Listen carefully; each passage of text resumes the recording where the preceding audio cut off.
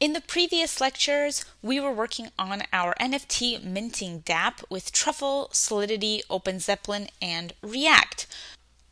Before we jump into this video, check out our Kickstarter that's happening now, Hello Coding 4.0.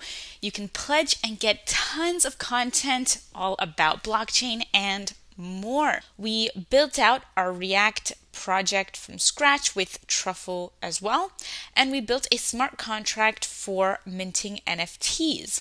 Our next step in the project is going to be to build the React front end for the dapp. Let's start off by initializing Web3 in React. So we're going to go into the source folder, which contains the front end files, and we're going to open up the file app.js. Inside of here, we're going to build the React front end for our dapp, starting off with initializing Web3. So here we can see we have a bunch of imports, the logo and the CSS file for this app.js file. We also have a function app, which is rendering some HTML. So this is included by default when we use create React app to create our project. We're going to change the HTML later, but for now, let's start by initializing Web3. So I'm going to create a const called init Web3. It will be an asynchronous function. This is going to return a new promise. So let's use the keywords return new promise, which will be an asynchronous function taking in a resolve and a reject argument. And in here, we're going to use const Web3 modal and instantiate a new Web3 modal. And we'll pass in the cache provider to equal true, the value to be set to true. Here we are using Web3, so we do have to import that.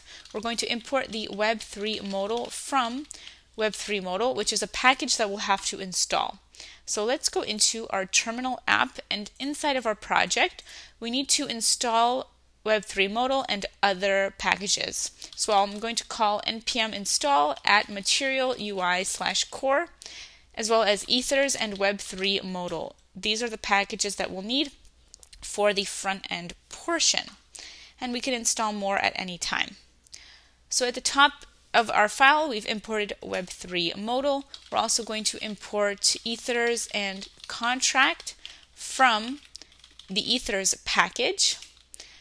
And we can import other things as well, like, for example, elements from Material UI and other elements from React. Okay, so here, for now, let's continue on. We have our Web3 modal. We're then going to create a connection by calling await Web3 modal.connect.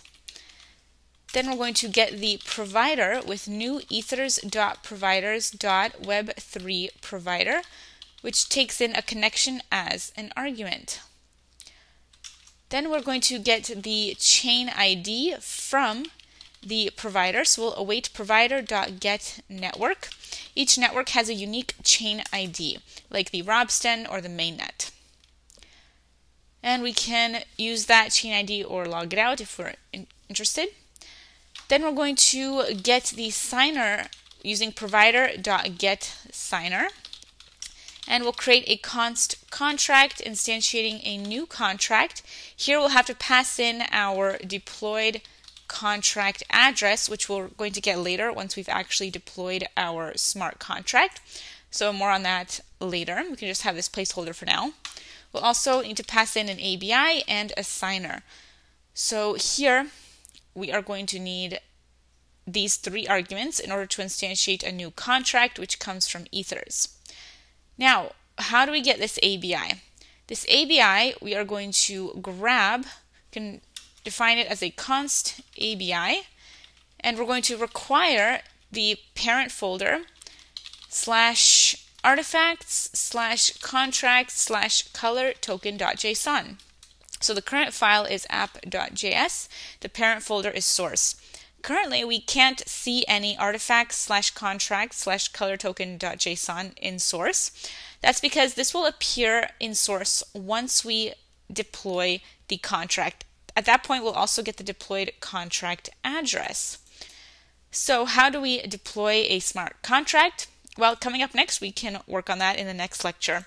To deploy the smart contract, we'll have to build a deployment script and then use Truffle. So don't miss the next lecture. One more line that we have to add is to resolve the contract. So we're going to call resolve and pass in the contract inside of our Initializing Web3. Don't forget to check out our Kickstarter, Hello Coding 4.0, first link in the description.